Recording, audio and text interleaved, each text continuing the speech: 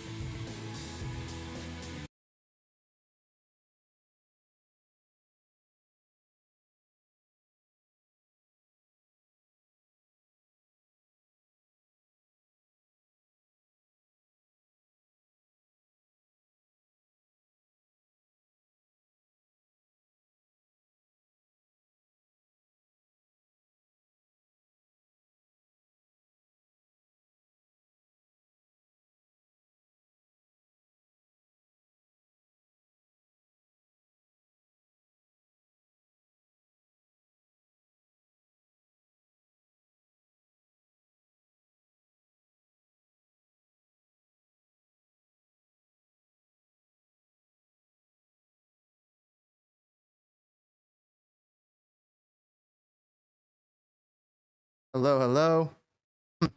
What? All right, I'm back. All right, we're back. All right, so Tommy, I'm just keep my headphones on, but or at least on one ear. Oh, yeah, microphone's all back on. Good to go. Bam. Do you have an iPad? Yeah. You want to grab that iPad and you could use that for fantasy, looking at fantasy stuff. Bam, bam, bam. We are back in business briefly. So I slowed down the music. Let's, I think you guys can hear me, right? Ah.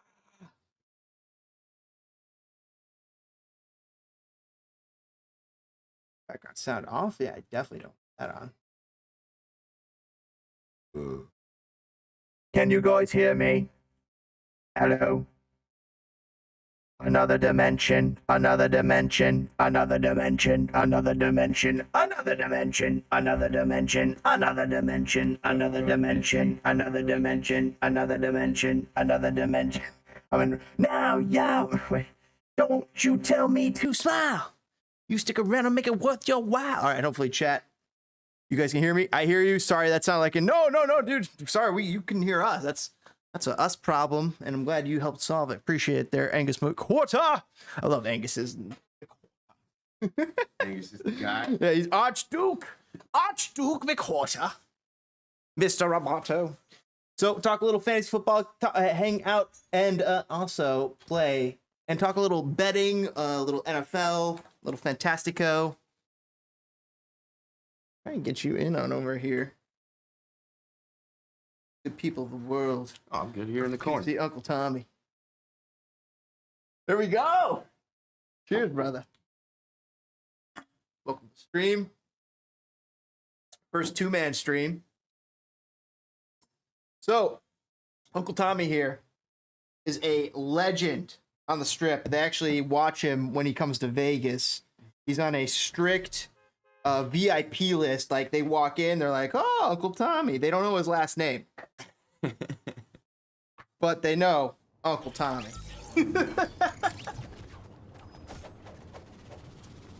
And he walks into the casinos and they say, right this way. And where do they take him? To the sports tables. Sports gambling area. The book. And do they show him the odds that the public sees? Nay, nay. His own personal odds that he sets himself. He says, these are the odds. I draw the line. So, fantasy football. What would you say is your favorite football league? Because you play in two. Playing a few, yeah. What is your favorite? Do you like our Superflex, or would you say it's not as good as the other ones, or you kind of like playing in two for that reason? And yes. Or my other final question would be, the final one would be, if you could only choose one, what would you play in? So boom, launch. I mean, encapsulate all of that. I like the Superflex League. I didn't like the 2 quarterback thing at first, but once you realize that it is like fair, you don't have to get 2 quarterbacks if you don't want. I started enjoying it a lot more because my thing was I liked that it made it the only thing I disliked, I should say, is that I would complain that you couldn't it didn't require you to draft tight end. No, our league totally did away with tight ends. That's one wrinkle that we've actually thought about resolving or playing with making tight ends cost or provide a 1.5 multiplier on tight ends, and also increase their worth, but not making them required. We have a wide receiver / tight end position. We play 2 of them. We play 2 running backs, 1 flex, 1 super flex, and 1 quarterback, including the kicker and the defense. But how that works out, one thing I've thought about was, what about more flexes, less rigid running back and wide receiver, which we've done before, but we did that before we did the super flex. Yeah. We actually did a 4 flex league one year with 1 running back, 1 wide receiver, and then like a whole bunch of flex positions. So you could have drafted like 5 running backs and play them all. In this league, I would not do that. In our current league. Yeah, it's no, the NFL is just the wide receiver league. Right? Let's talk more about that in a little bit, because I want to shelve that very topic, because I definitely have such a pin to such a whoopee cushion to unload on that. Okay. But so Super League, so you've been enjoying the Superflex. I have. What about, and you're saying about it was hard. It grew on you pretty quickly though. It grew on me because, like I said, I didn't like because it was like there's only 3 tight ends in the league that are worth grabbing, and I kind of liked that because it made that we did away from up. tight ends. Well, yeah, no, before I kind of liked that it required you to get one of those 3. Oh, that would kind of even out the frees draft. up a good running back for like your 25th pick or whatever. Right. You know? Because somebody's chasing Kelsey. They're Mark getting Andrews. Kelsey. Yeah, exactly. So I liked that. But oh, he's got it right. Nice. I'm playing duo solo. Oh, but I do enjoy it now. I do like to do. I like the. I only have It one makes point. it fun. That's sick. It worked. It makes it fun that we have people reach for Josh Allen in the first round because there's only so many good quarterbacks In our league, yes. and that allowed me at position 12, so I get 2 picks. Cooper Kupp and Stephon Diggs dropped to me. So you did something interesting. Those were my first. Which I think was probably the wise thing to do there, right? So the top 8 running backs are already off the board by the time it comes to you. But like 2 of the right now, Stephon Diggs is #1 in the league, and Cooper Kupp is #2. Yeah, you were asking me, like, if you think about trade, I'm like, my trade starts with Stephon Diggs for my team, and you won't like that, so I'm like, I don't know. Trade. Right, that's the hard part. That's of a hard trading. one. For me, when I look at your team, like, I have Josh Allen, so I'm looking Getting for that. Stephon Diggs pair, yeah. I'm looking for that Oh double. my God! Last week you would have had 100 points. Well, I have Gabe Davis, so I have the second rate. I like that pairing, right? And he's still going to be good because he was injured a little bit, so he'll recover. So what's interesting about my wrinkle for my team, I have Kyler Murray as my second quarterback. Mm-hmm. I went as a 2-quarterback strategy, drafted my first 2 quarterbacks right away. First, second picks, bam. Kind of surprised a lot of people. A lot of people didn't see it coming, but by the time that second round came around, where they expected to get their quarterback, what was available? Second round. So what did you end up going? You didn't get a quarterback till the 3rd round. So what was I available? didn't get a quarterback till I think later than that. I'll pull it up right now. But you also got very lucky. I drafted him. You're right. 3rd round, 37. 3rd round, you got him? Oh wait, yeah, 37. Who'd you get 3rd round? I got Derek Carr. Took Derek Carr in the 3rd round. Yeah. He's probably the 8th or the... And then I went back getting like running backs and wide receivers. I just wanted one that I thought was going to be good because he got Devontae Adams. You just traded out your quarterback today, They had too. Daniel Jones. He's terrible. That was who I ended up with. You know, I probably got him like in the 7th or something like that. So I just traded him for Jimmy G because Trey Lance the season. So do any of your other leagues do FAB, free agent acquisition budget? Nope, only ours. And I like it. I like it a lot. It makes you think, but I also like the strategy of just go spend the majority of it on somebody that early in the time, yeah, early in you're gonna see. You know, week 2, you could see who's gonna be good, who's gonna be not. if you have FAB, I'm spending 75% of my FAB in the first 3 to 4 weeks. Yeah, yeah. I think even less than that. We did it in 2. And well, you and I did, and Yeah. I think we made the right move. Yeah, because you know what? I spent $71. I think I got Jimmy G for. And you made sure. The thing is, the great thing is the night before you're walking. It's one of the greatest nights outside of the draft is that FAB big spend. That Fab Day, yeah. That big FAB day, Fabness. It's almost like Fab Christmas in a way. It's fabulous. And it was definitely fabulous. But like the night before, I wasn't sure I was gonna get him, but I was like, but I'm gonna put in a pretty confident bid and I felt like I had not a league winner, but this is talent that when is this coming back up on the waiver wire? When is this type of talent? You got Samuel, I think. You spent like $50 on. I went and got I got Curtis Samuel for $30. And I put 25 on him. I put $32 on him. Yeah, I put 25. I thought I'd get him. I thought. Here's how I'll tell you about how I feel about Curtis Samuel in just 1 second, because my other guy was Jeff Wilson. Yep. Stabbed for 50 bones. Went and grabbed him. I really like it. He had 2 good weeks. Just good 49ers running back, and Shanahan, he's his #1 guy. But back to Curtis. Dude's talent. Dude's Deebo Samuel light. Does some running. Also, very much a part of their offense years ago. Was supposed to be a super big part of their offense last year, but suffered such a catastrophic injury that early on in the season they were getting warmed up that he didn't make it past week 1 really or something like it fell apart early. and the injury was really bad that everyone was like, oh, they tried coming back and it didn't work out. But the dude was a super stud the year before, had over 1,000 yards combined between rushing and catching.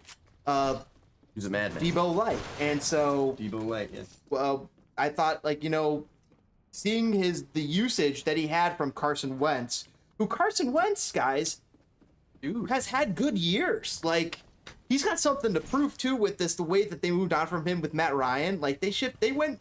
I think that was the wrong move for the Colts. They should have stuck with Carson Wentz for 1 more year. He's younger. He's more. He's just got so much more going for him than And with Pittman now. than Matt too. Ryan, Now who's they got at Pittman on the end of his. He's at the end of his rope.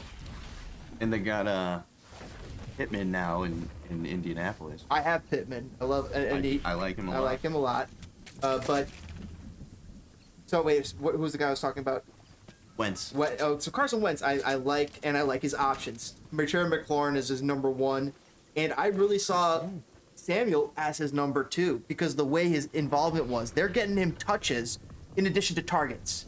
If he's getting between 2 to 4 or 5 touches a game just on the running game, plus 6, 7 targets, do the math. That's huge for fantasy football. Fantasy football is about opportunity. It's not just about what you're on the field. It's about how you're involved in the offense and the opportunity, and also how your quarterback thinks about you. And so you got to weigh a lot of those types of things in. When I look at guys week to week, I just don't see the fantasy score points that they're out there.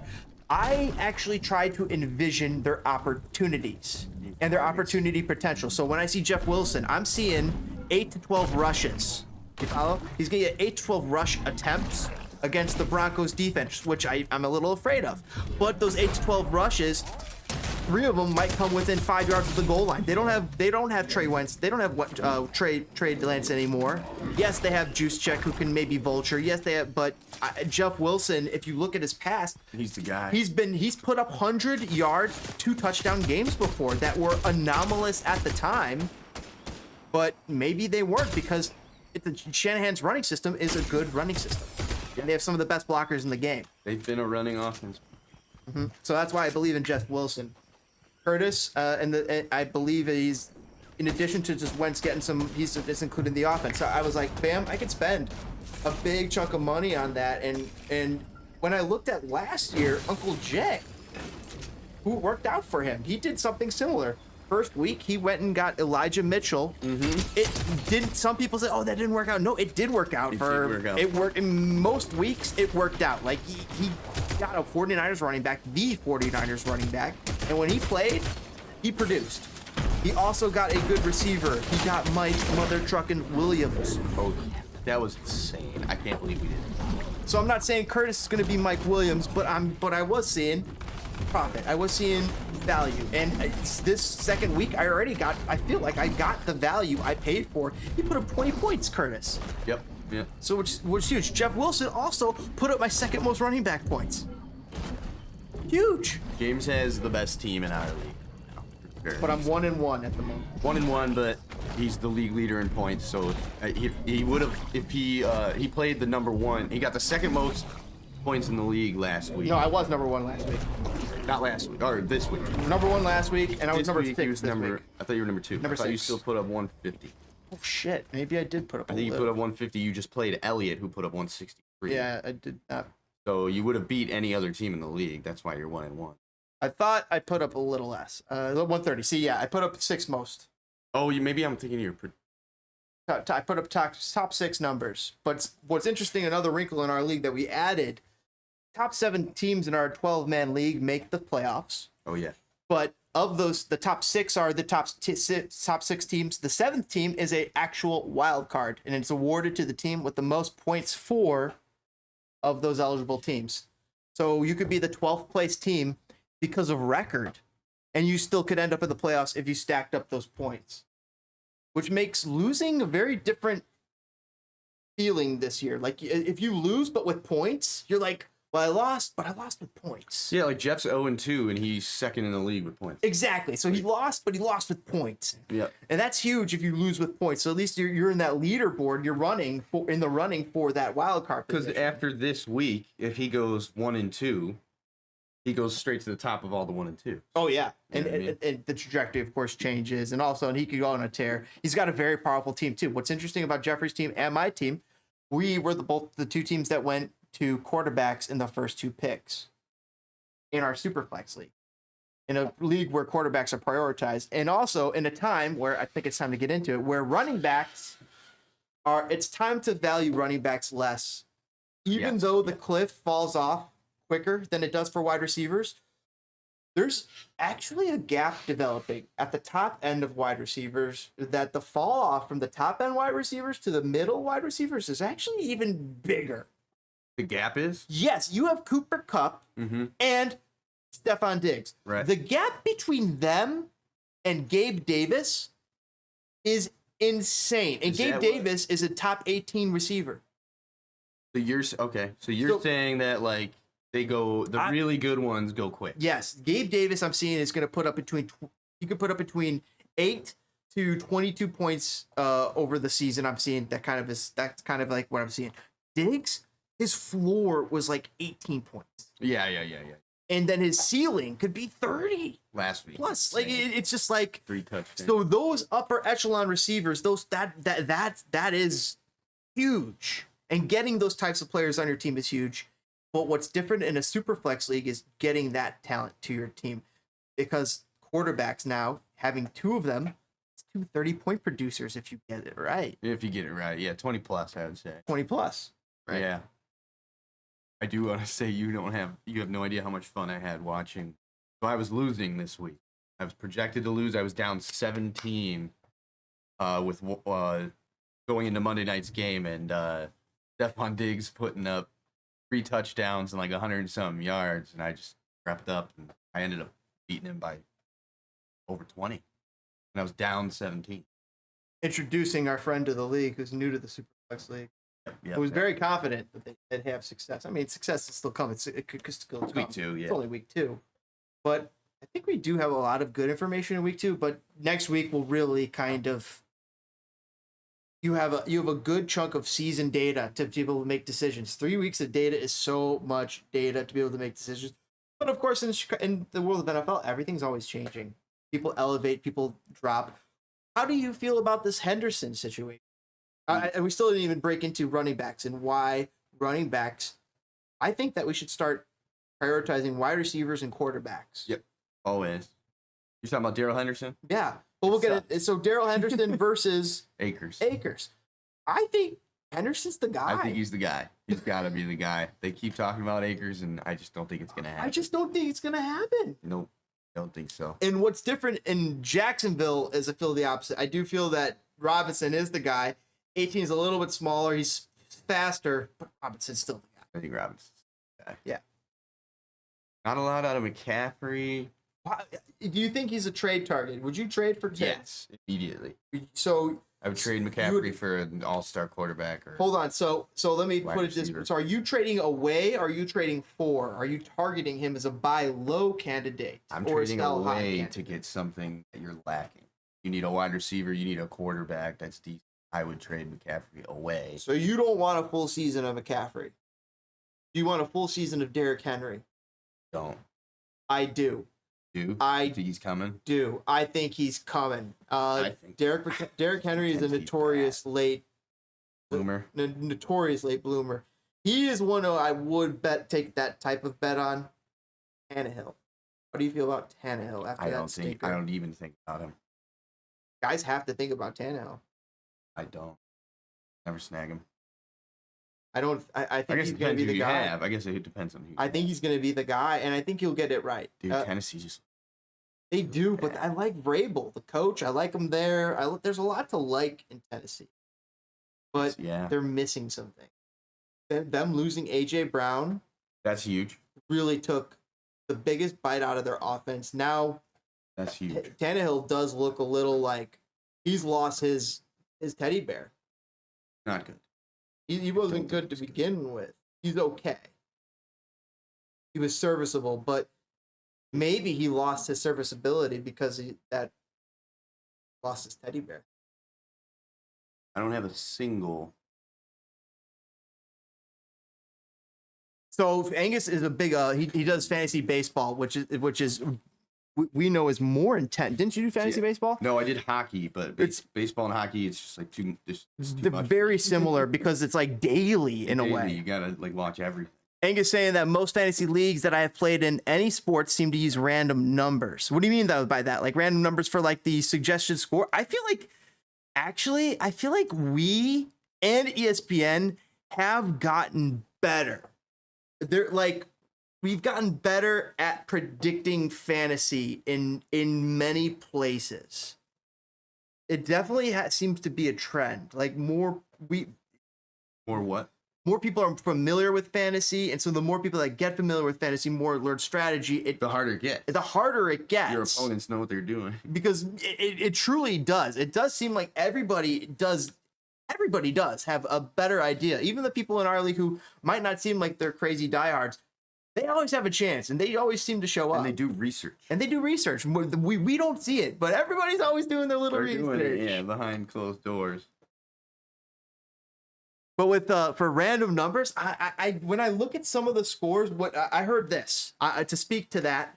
One of the guys I listened to for football was talking about how the way that some of these sites rank players, like Fantasy Pros, and how they go about ranking players that he would be starting, but they have sitting, and then sometimes they have players that he would be for sure sitting, and they have in their ranks because of just the potential that they maybe get in there and score, so they have to have them in their ranks in a certain place.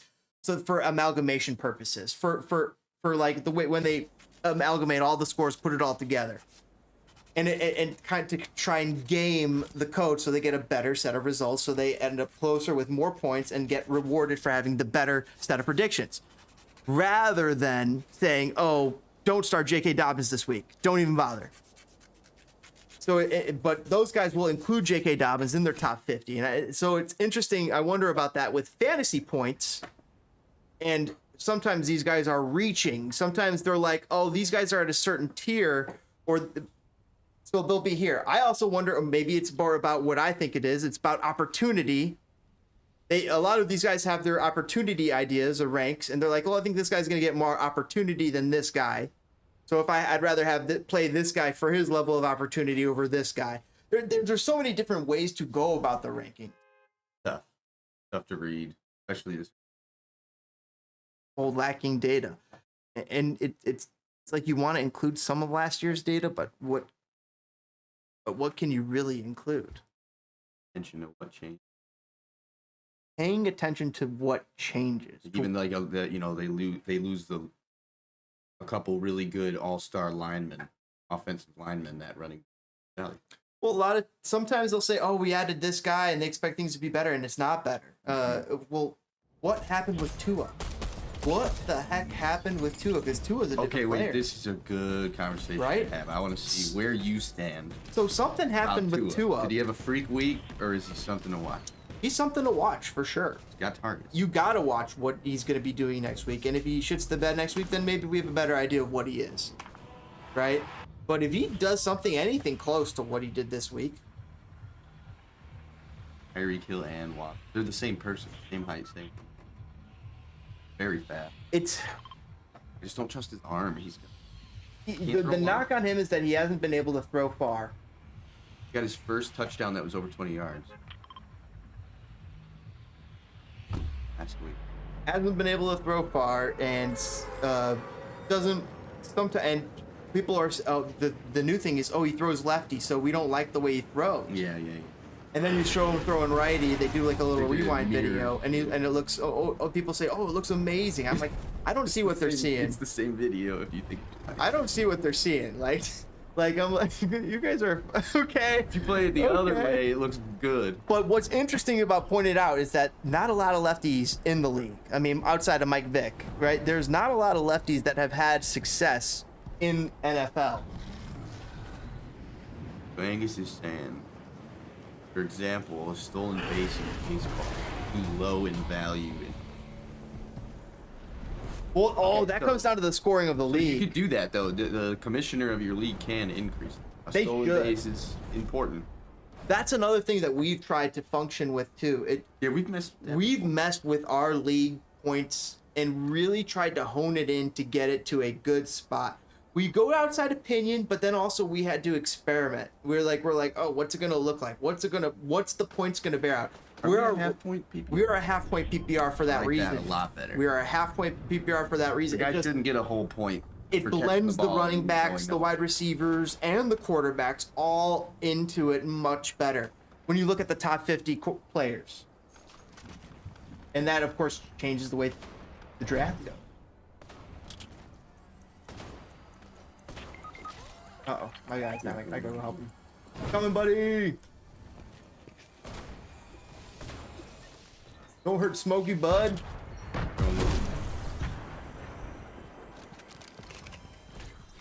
I'm coming for you, Hot.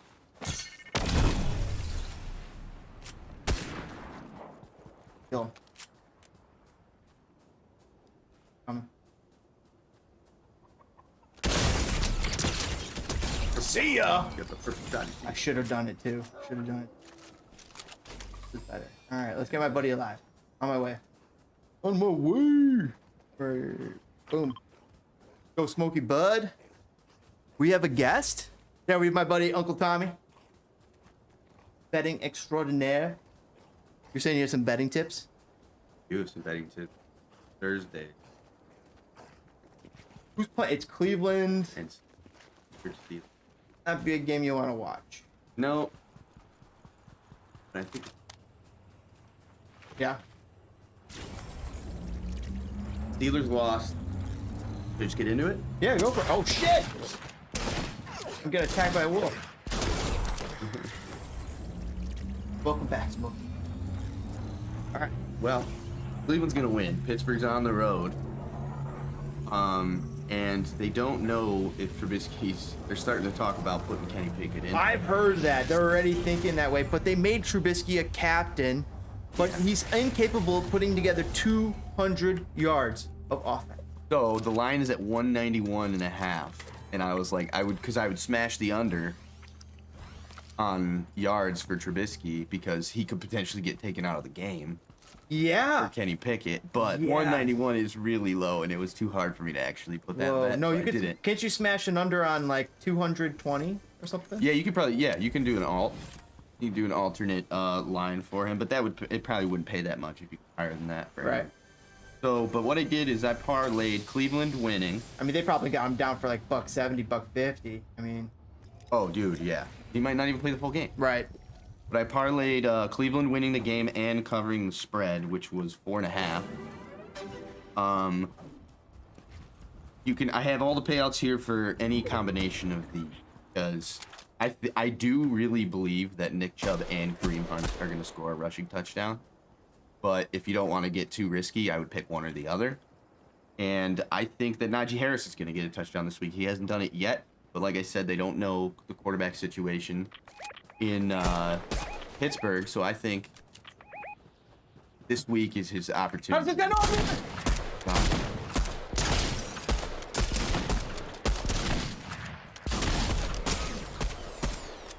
Fucking hell.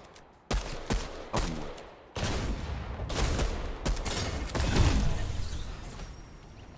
We got him. Got him. Nice. Woo. Nice, Smokey Bud. Oh, we got a little pig friend. I did one weird one. Thanks, bro. I think that Cleveland. Oh, I like the Nick Chubb and Kareem Hunt for this reason. They lost T.J. Watt.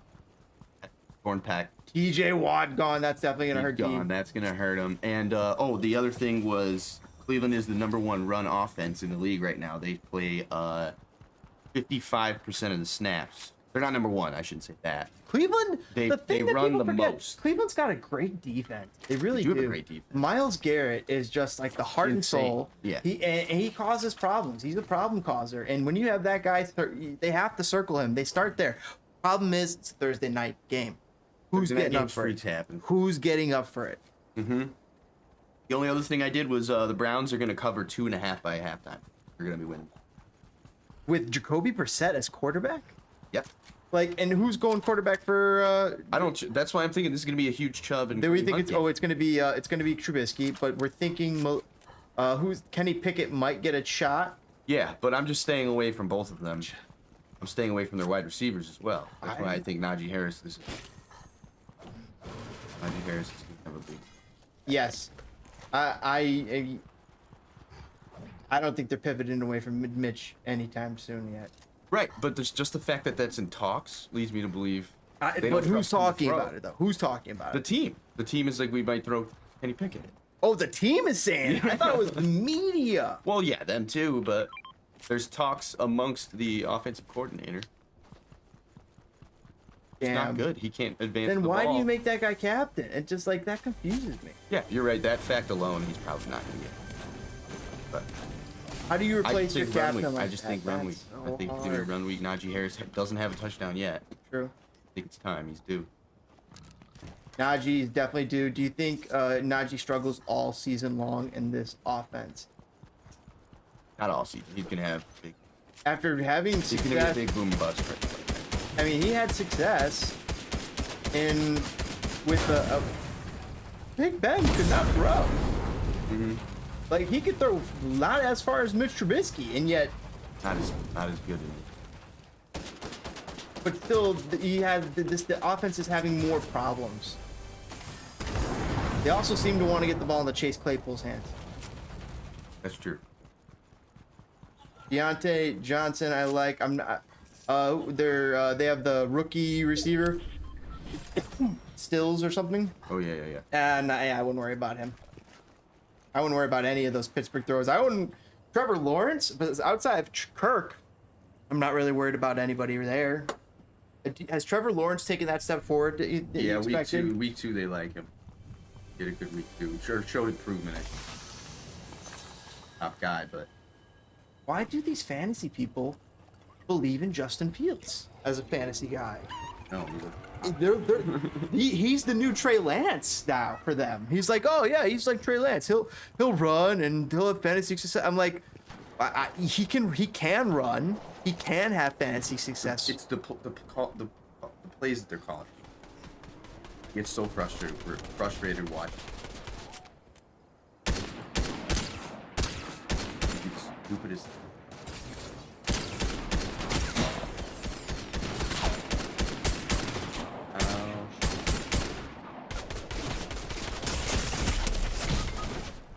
Damn it! Cut down to my prime. Careful, Smokey Bud. Rip City up here. No, my crown. No, I picked up somebody's crown. Oh, Do you want to try it on the keyboard? I think I get some puzzles. No, it's different than the old. forward.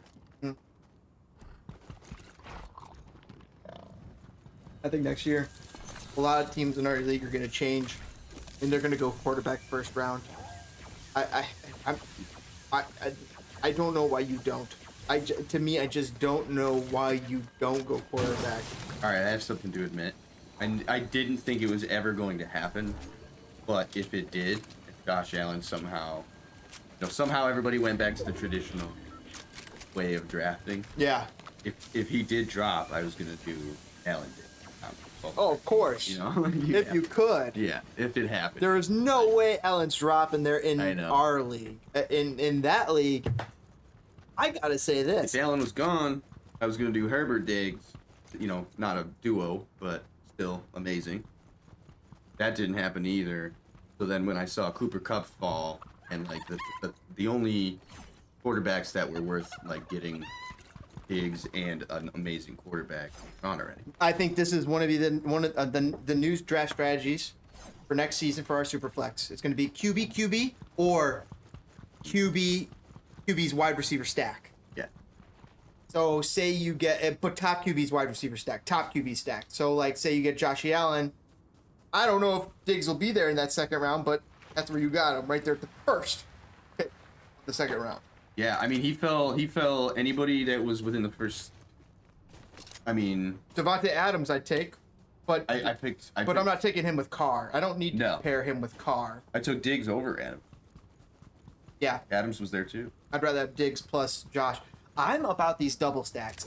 Dude, these double stacks are just. It is a good combo. It makes you win weeks more. In my other league, you're not going to believe that both of these guys were still there. But remember, it's a standard, only one quarterback, one flex. On the waiver wire, I just stacked. Curtis Samuel, Carson Wentz. My other league. They were both there. You just picked up a stack. They were both there. They were both there. No one picked up. That's Curtis a great stack. No one picked up Carson Wentz. That's a great stack. You're not going to get Terry McLaurin, but you're going to get the number he's two, good, yeah. who's just as involved. Yep. It was at least just involved. In 2 weeks of data, we really like what we see. So another thing that's been looked into fantasy-wise is garbage time points. Valuable, not valuable. What do you guys think? Garbage time points? I would think You want a guy who gets garbage time points? it's scary, but yeah, right? It's scarier, but I think so. You do not want a guy who gets No? garbage points. Who, Yeah, not because want that. he might just get stuck by.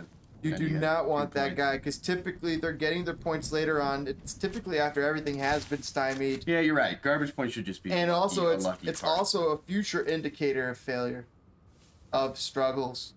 It means the offense. Yeah, there's future indicator of struggles in the offense, and that type of thing might happen more and more and more. Not to rely on them. Right. So, and another thing that Jack brought to us was, Spencer. Everybody just keeps getting smarter as fans.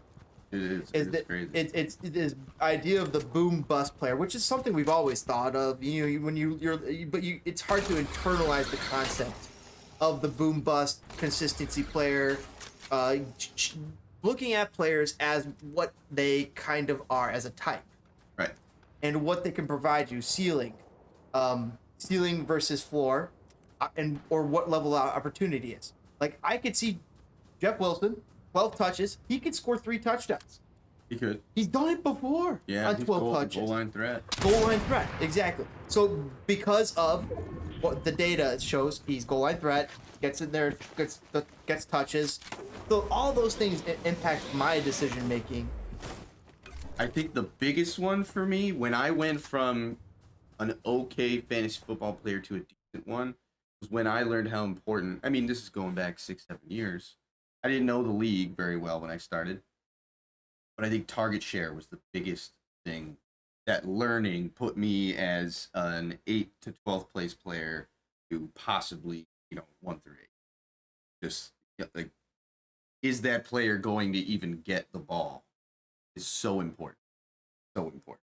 Like Daryl Henderson and Akers is so tough right now. It They is. split share. Let's talk about that. I'm in a position where I'm looking at Darrell Henderson versus Jeff Wilson as my running back 2. Right. Jeff Wilson, I know he's going to get 8 to 12 opportunities, maybe one catch one pass, because he can do that too. Against Denver, who's a decent to good defense. They're a good defense, Are they? let's say. And they're at Denver, so it's at Mile High. Okay.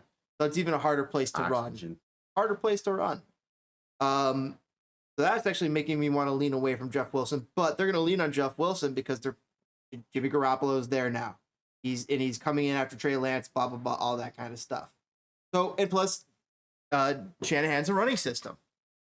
So I'm looking at Jeff Wilson, and I'm also looking at Darrell Henderson, who I think he's the number 1 back. Stats already show he's the number 1 back for the Rams. Yeah. But Akers last week they played around and they gave Akers a good amount of carries too. But Akers' success was not there. Henderson's was. So you ride the hot hand, it's going to be Henderson. This brings me to my biggest question here, though, and it's like, how much do we rely on ESPN projections versus our own guys' projections? Because I have 1 or 2 guys' sites that I'll go to theirs and I check their projections, where they have guys ranked. And if those guys are ranked, but they have lower projections, maybe I will play those guys. So, because I trust my guys more than ESPN's. Do you find yourself doing that often? Yes, How often? I don't. I hate paying attention to ESPN's projection. So you almost put a blinder over it. Or you do, but I still do, but I hate that I do because it's never close. It is close 75% of the time. You think so? Mine, it's like I'm projected to smash the team and I lose. Statistically, I'm projected it's actually to get incredible, smashed and I win. It's actually incredible. ESPN is pretty accurate. Let's see. They're not like Vegas with ESPN with the betting line. Somehow they get it every time. Accuracy. Like, it was 75%. Let's see how recent this one.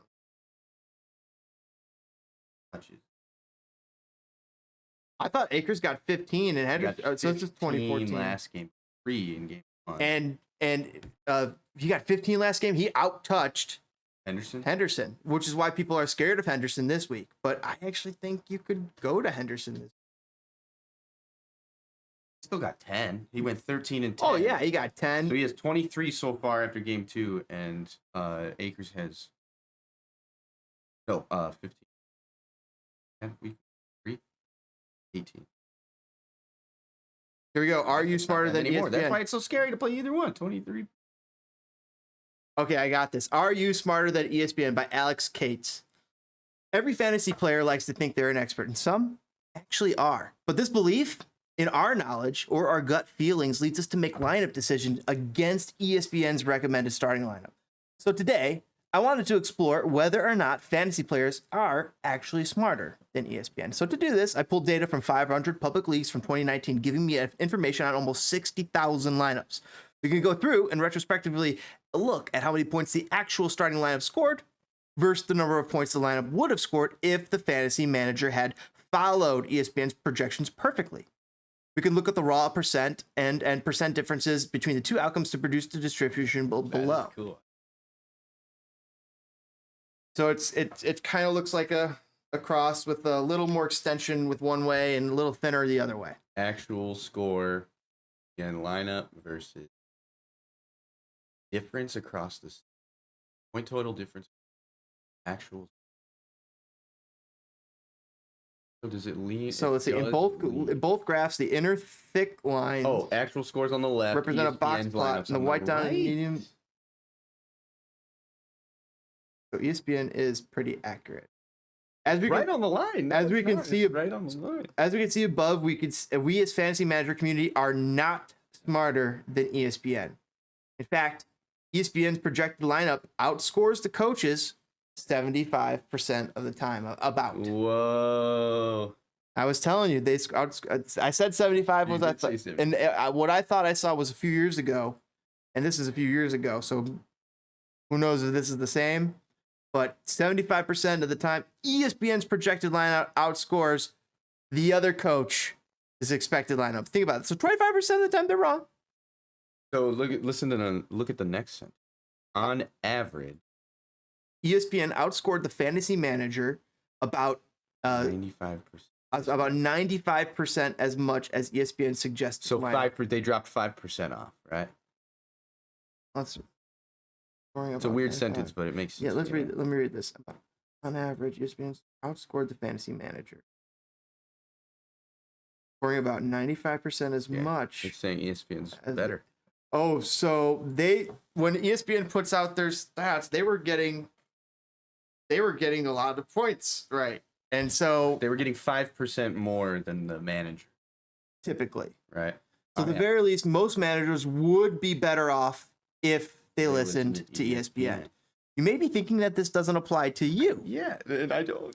that you are good at fantasy football and you know what you are doing and can beat ESPN. And that may very well be true. 25% of the managers do on any given week. But we can start to explore this by separating out our point difference by final standing. Yeah, okay. That makes more sense. You might beat them 1 week or 2 weeks. Or you might have made the right move. Like I put Carson Wentz in instead of Tom Brady and it worked for me. You take over for this next sentence while I... We would expect better fantasy managers, those who can choose the better starting lineups compared to ESPN, would finish with a better season. We can see the box plots of the point differences below, both on a weekly and season Let's basis. take a closer look at this. So yeah, you beat them a couple of weeks, but Holy shit, though. They beat you 75% of the time. You want to make the playoffs? listen to It's just like... you got a 75% better chance. And now here's also becomes a statistical anomaly too, is because like, what if 20% of the time, like I'm going to go against him? That creates another statistical anomaly against you. Yeah. That maybe could either further dig you in the hole or could get you out of it. That 20, literally, if you make two decisions against ESPN, it could either hurt you or help you. That's where it comes in. That's how many you do. It's how many that types. changes the percentage. That's where I think it comes down to, like where you are making your choices to go against ESPN's rating too. Yeah. So I'm in this position where I'll tell you this. I'm looking at Alan Lazard. I think Alan Lazard's gonna be stud rest of the season. Green Bay's gonna turn it on.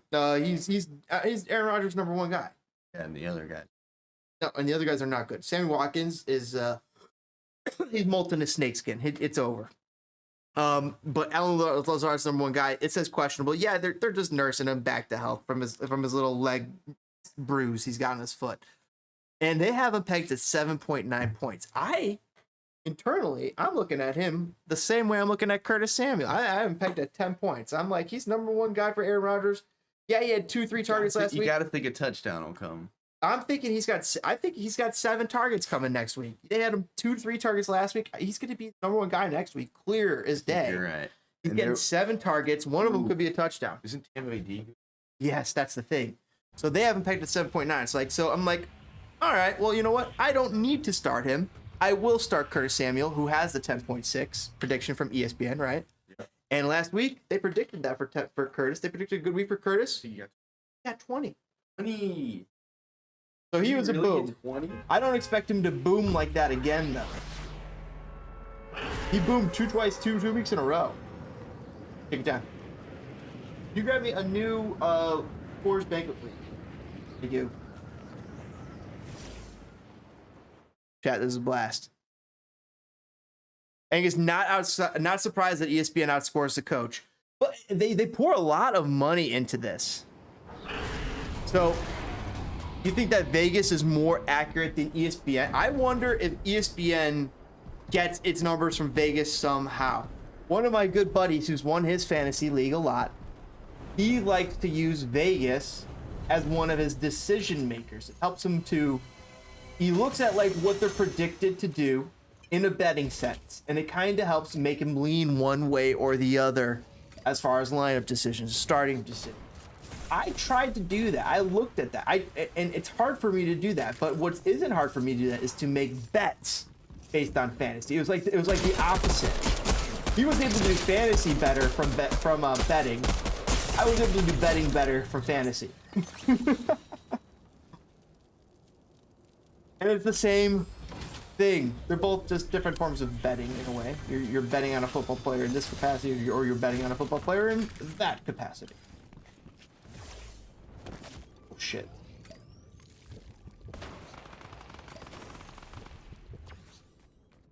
But I am not surprised. And I do wonder, ESPN, what computers ESPN uses, how they use, they're doing something. They get talent. They get guys who understand coding. They've always been ahead of the game. And I just don't understand how. Kind of amazing. The shop is guys. Load up here. It makes me think that, I mean, that's why I'm like, I went the way I did. I'm like, oh, all right, I'll lean on ESPN scores here, if they say.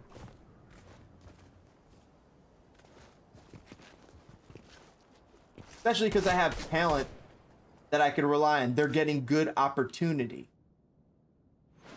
And if you're getting talent that's getting good opportunity, then it's okay. And that's really what it's about. When fantasy is about getting guys who get good opportunity. I was talking about that earlier. Really. You want to know their usage. You want to know their targets. You want to know how involved they are in the offense. And sometimes rain, windy day could really impact the way things want to go if they're playing at a stadium where the weather is particularly effective, disrupting the game. And that usually takes more effect as the season goes through. Oh.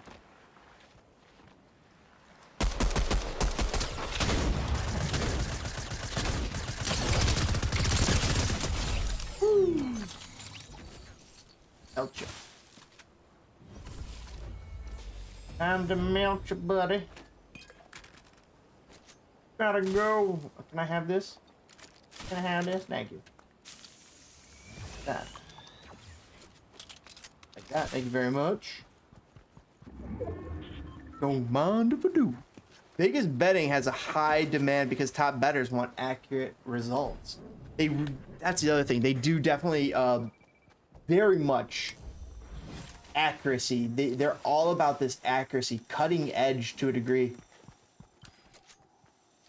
And also sports betting has become really more mainstream because it's become legal and kind of awesome. Now, gambling, I gotta say, if you have a gambling problem, please get help. Do not bet more than you are able to, that you're more than able to afford, all that kind of stuff. But when in moderation, it is a fun little thing, like a video game.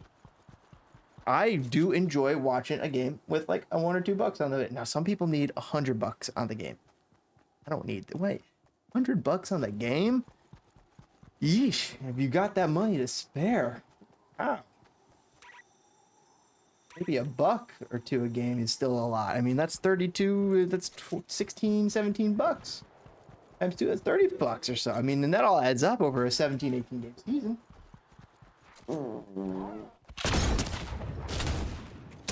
No, Alfred. I did not ask for that. Oh shit.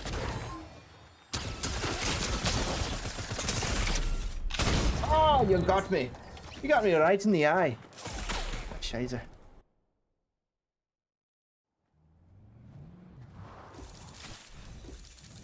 We shall spectate. We shall watch. So Josh Allen, yeah, I'm liking. Kyler Murray, I'm thinking about trading. It's a trade high candidate. Do I think he's gonna be a top 5 quarterback? I think he's gonna be a top 10 quarterback. I'm a little worried about Arizona at the moment. However, D-Hop stack. I got DeAndre Hopkins plus Kyler Murray. So once DeAndre Hopkins comes back, I got him stacking up there. Then I have Gabe Davis stacking up with Josh Allen and Michael Pittman. Ooh! I'm gonna have trouble here in a few weeks once DeAndre Hopkins comes back. Thank you for the beer, brother. Appreciate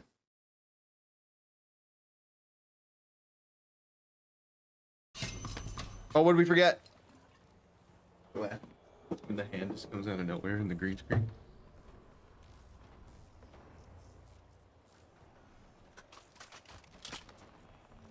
Hold on, I gotta adjust it. Go the other side. All right, you're clear. Hold on, I got it. Does it cut? Yeah, there it is. That is awesome. I'm gonna send you in the room if you want to go in the room. I'm gonna go look. If you want to hop in the room real quick. Beer exchange.